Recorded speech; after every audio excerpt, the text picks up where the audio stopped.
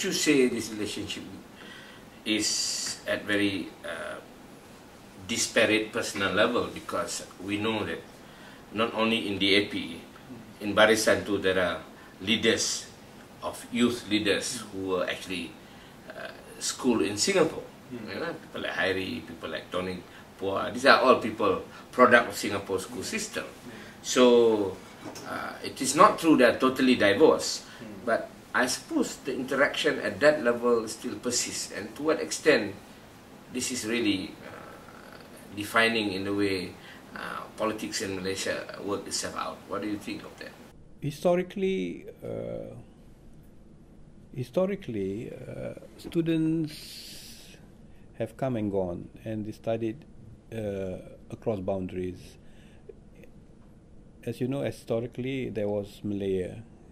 In the times of Malaya, I mean, students from Peninsula came to Singapore to study, and many went back. And this pattern has also continued after separation. You have many Malaysian students who come to Singapore and study, and they have gone back as well, although there are also many who stayed behind in Singapore. Historically, we see many Malaysian leaders who had studied in Singapore as well, and they went back to become leaders in Malaysia. One good example is Dr. Mahathir Mohamad. Yeah. He studied medicine in Singapore, the University of Malaya in Singapore, and then he went back to become a politician, and he became the Prime Minister of Malaysia eventually. And as we all know, he has strong views about Singapore. Initially positive views, eventually critical views of Singapore, and he has never made it a secret that he had a lot of misgivings about Singapore.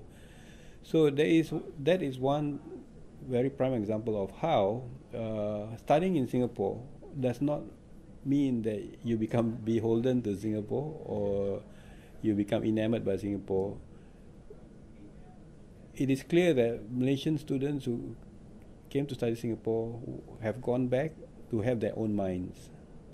And I think in this present generation of Malaysian students who come to study Singapore, many of them also have their own minds, and they will go back to become Malaysians and have their own minds, make up their own decisions.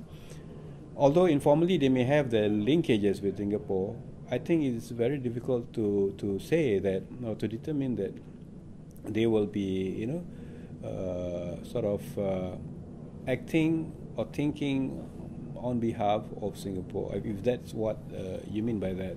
Because evidence have shown that it is not the case. It can be anything. Khairi Jamaluddin is another example of a Malaysian student who had studied in Singapore, exposed to the Singapore system, but has gone back to Malaysia to have his own mind. I wouldn't regard Khairi as somebody who is very Singaporean in his thinking. He may be cosmopolitan in his thinking, but it doesn't mean that he's Singaporean in his thinking. And he studied, if I am not mistaken, at the United World College in Singapore. It is an international college, not a Singapore school. It is an international college that is that remains based in Singapore, and there are many international students. So, and then he went on to study in Oxford. So you see that his mind is very international, very cosmopolitan. So he's not really a politician with a Singapore mindset, as I see it.